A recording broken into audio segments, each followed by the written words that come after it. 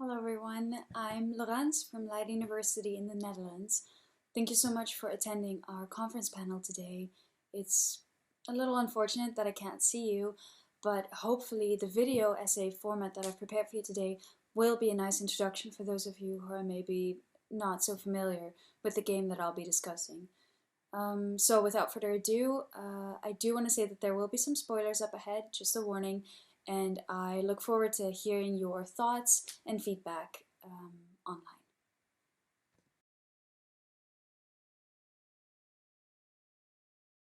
The Japanese JRPG Persona 5, released by Atlus in 2017, is a love letter to modern-day Tokyo.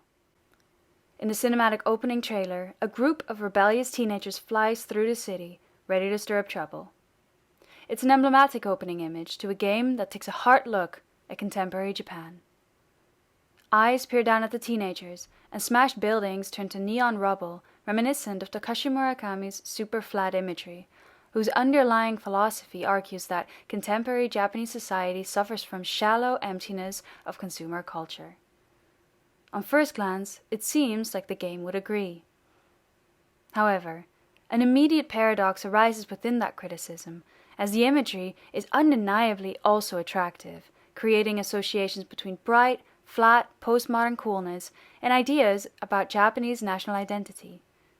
In this talk, I'll be exploring that tension, arguing that while video games on the one hand are artistic expression which can teach us much about the culture in which it was formed, they are also the product of a multi-billion export industry whose interests may lie closer to the political establishment than that of the artistically subversive. In Persona 5, you play as an unnamed teenage protagonist who transfers schools to Tokyo after he's put on probation for preventing a powerful politician from assaulting a woman. The game's message is clear from the get-go. Being righteous in this corrupt political system only gets you in trouble. You best keep your head down. That message is visually amplified as you make your way through Tokyo's complicated underground system in the game's opening tutorial and encounter the perfectly queued up salaryman in faceless conformity, obediently shuffling into the cars. You're soon introduced to your new high school, Shujin Academy, a homonym for Prisoner Academy, where you're faced with a second, morally corrupt adult. The local sports teacher Kamoshida verbally and physically abuses his students. Like in earlier Persona games, Persona 5 represents reality through two dimensions. One is the communally shared perception of the world, and then there is the subjective, metaphorical cognition carried within the minds of certain individuals. You soon stumble into Kamoshida's cognitive version of Shujin, a palace in which he rules as king and holds the students prisoner in torture cells.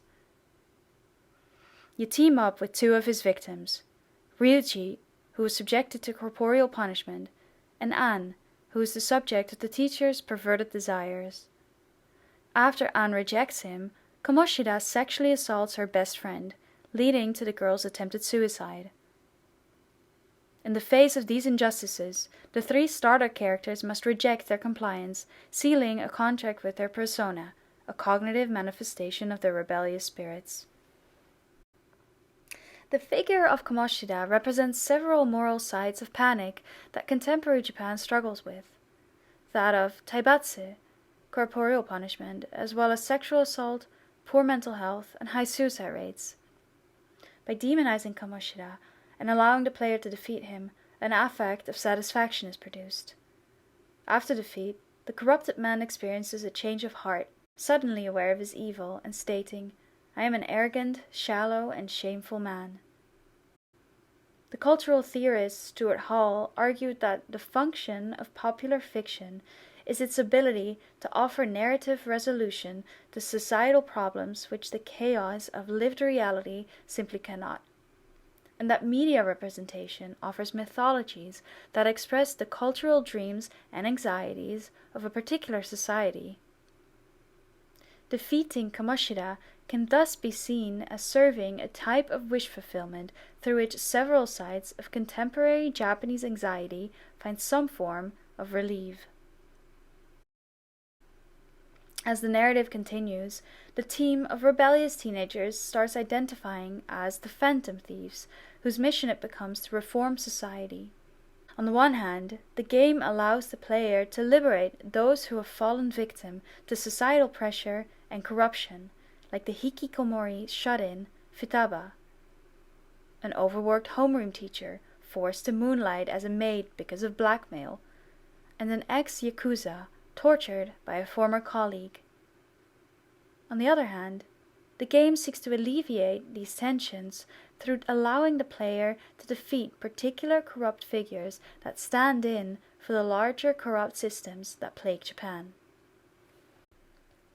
Many of the corrupt figures seem based off of real events in Japan. The painter Madarame, for example, has his entire oeuvre created by the pupils that he abuses, which likely references the famous composer Mamoru Samarakochi, who claimed to be deaf but in fact had all of his pieces ghostwritten by another. Madarame's confession after his change of heart moreover seems to be a parody of the infamously intense apology made by the politician Ryutaro Nonomura. The greedy blackmailing crime lord Kaneshiro seems based off of the likeness of Tsubasa Yozawa, a braggy self-made millionaire. And similarly, the corrupt CEO of chain company Okumura Foods looks like Miki Watanabe, the CEO of izakaya chain Watami, a famous example of a black company defined by its exploitative sweatshop-style employment system. In the cognitive worlds of these men, it becomes clear that what corrupts them are the excesses of hypercapitalism and their ability to manipulate the conformity-driven mindset of the Japanese people through their selfishness. In Kaneshiro's cognition, people are walking ATMs wandering through Shibuya, while in Okumura's, his workers are rendered as expendable robots that will kill themselves for their boss. The game, moreover, does not shy away from commenting on the liaison between industry and politics. Like Miki Watanabe, CEO Okumura tries to leverage his power to enter politics, and while he is ultimately stopped by the Phantom Thieves, his real-life counterpart Watanabe was in fact elected to the House of Councillors. So while the game never explicitly names the names, it gets as close as it can within a fictionalized space. Besides criticizing sites of moral panic, the game also expresses other types of cultural anxiety. Whaley notes that in the wake of the Tohoku flooding and nuclear disaster, renewed social anxieties emerged surrounding Tensai, natural disaster, and Jinsai, man-made disaster. These manifest themselves in Persona's ultimate enemy, the corrupt politician Shido, who is aiming to become the next prime minister. Like the Phantom Thieves, Shido is occupied with reforming the nation, but once they enter his cognitive world, it turns out that to him, the world looks like the National Diet Building on a big ship that he is steering, moving through an already flooded Tokyo beyond saving. Such imagery recalls the Tohoku flooding, a disaster man-made manifested through the natural disaster of the water. As a cultural artifact, Persona 5 is thus deeply critical and anxious about the society from which it emerges, representing many of its core systems as fundamentally broken, and thematically revolves around notions of recovery and rebuilding. However, despite its criticisms, the themes that Persona 5 advocates for are not necessarily in opposition to the political aims of the Japanese establishment. Veleskivi points out that 2 months after the Tohoku earthquake, the Japanese government published the Creating a New Japan proposal, in which the themes of recovery and rebuilding were explicitly appointed as part of the Cool Japan brand. Since the early 2000s, the Japanese government has been investing heavily into accumulating soft power, which is power constituted through a nation's culture and values being admired and found attractive by other nations. These efforts have come to be known under the Cool Japan brand strategy, which relies on producing and enhancing a positive image of coolness via the creative and popular cultural industries, like anime and video games. While a ubiquitous term, cool implies youthfulness and authenticity. More importantly, as Poutin and Robbins point out, cool implies a rebellious attitude towards authorities. McGuigan, moreover, writes that through so-called cool capitalism, deviant and countercultural elements become desirable and attractive, and that it holds the ability to incorporate critique, commodify it, and thus become cooler through the circulation of the resulting affects. Persona 5 certainly labors for this type of cool aesthetic through its rebellious teens, and its expression of anxieties is through a commodified form of play in which justice is easily served. And through play, the game also functions as a form of virtual tourism, becoming both a roadmap for Tokyo as well as a commercial for its brands. The player becomes intimately acquainted with the city, visiting not only the stereotypical spaces like Shibuya Crossing and Akihabara, but also neighborhoods like Shinjuku, Kichijoji, and Sangenjaya. The player moreover learns to navigate Tokyo's confusing underground system, and while doing all this traveling, they pass many shops based on real Japanese brands like Tokyo Department Store, Super Potato, and Shibuya 109. These affect the player's sense of familiarity and are a welcome body of knowledge for tourism. Moreover, while in school, the player learns about Japanese language, history, and sports.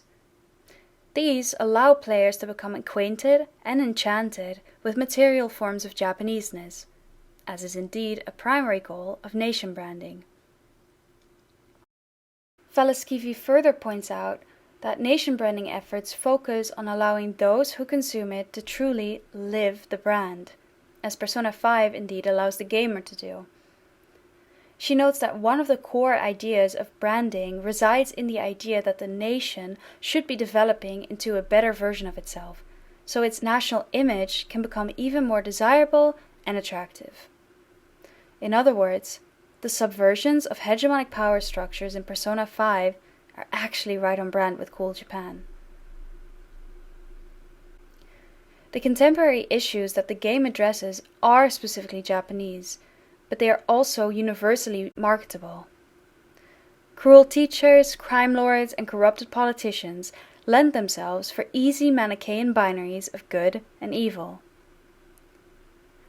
More complicated societal problems are never really addressed. Iwabuchi points out that brand nationalism also leads to internal efforts to hide unwanted and uncomfortable elements that don't fit the desired picture. Persona 5 never makes any mention of ongoing internal racial tensions, the aging society, or declining birth rates. But perhaps most glaring is the omission of any justice for the oppression of Japanese LGBTQIA+ communities. While the game offers commodified, playable versions of Japanese anxieties that are easily solved, it shows a sense of true anxiety around the figure of the gay man, as in one scene, two effeminate, stereotypical gay men harass Ryuji, hitting on him and dragging him away screaming as the screen cuts to black. What's more, Miller argues that the visuals endorsed by Cool Japan projects rely on a narrow and sexist kind of kawaii, soft pornographic imagery. This is true of Persona 5 too, as it condemns Kamoshida for sexualizing Anne, but then continues to subject her to unnecessary sexualization throughout the game, forcing her to strip down twice and pretend to flirt with men in order for the team to advance their goal. And this too is played for laughs. These values too are part of the polished and deviant cool aesthetic used in nation branding, which is perpetuated by Persona 5. Finally, Tamaki argues that the repackaging of Japanese collective identity through Cool Japan culture invokes traditional Japanese identity narratives, in which Japan, on the one hand, unambiguously compares itself with the West, while on the other, seeking to construct its sense of self as essentially unique by being both non-Western and un-Asian. This structure is echoed by Persona 5, as all but one of the Phantom Thieves' persona are based on European heroic figures like Arsène Lupin, Robin Hood, Joan of Arc, and Carmen. The rebellious individualism of the heroes is thus implied to be in aligning with Western values, but incorporated into a distinctly non-Western world of Japan. Moreover, while Persona designs draw on a plurality of religious and cultural imagery, they are predominantly Western and Japanese. And when the game does acknowledge its Asian neighbors, it does so with a certain level of disdain. Once, Hong Kong is mentioned in relation to the mafia there that stole from a local Japanese yakuza. And when the player takes Phantom Thief member Makoto on a date to Tokyo's Chinatown, she ends up mixing up China and Vietnam. These utterances are consciously designed choices in the dialogue and narrative arcs, and are therefore culturally telling. In the wake of Cool Japan, Iwabuchi argues that Japanese pop culture serves both as a form of self-promotion and as a mobilization of nationalism for the purpose of selling and profit. In other words, while the game expresses true and commodified cultural dreams and anxieties about Japan and takes an explicit stance against Shido's nationalism, it is simultaneously complicit in its own form of nationalism through cool capitalism, seeking to produce an image of Japan as a unique flavor of rebellious, glittering cool. In conclusion, the tension between social critique and corporate interest in the game leads to a cultural artifact whose expression goes beyond simply illustrating societal anxiety, as its choices for narrative solution contribute to the social imaginary surrounding ideas about Japan and Japaneseness, which are broadcast and consumed by a public of millions.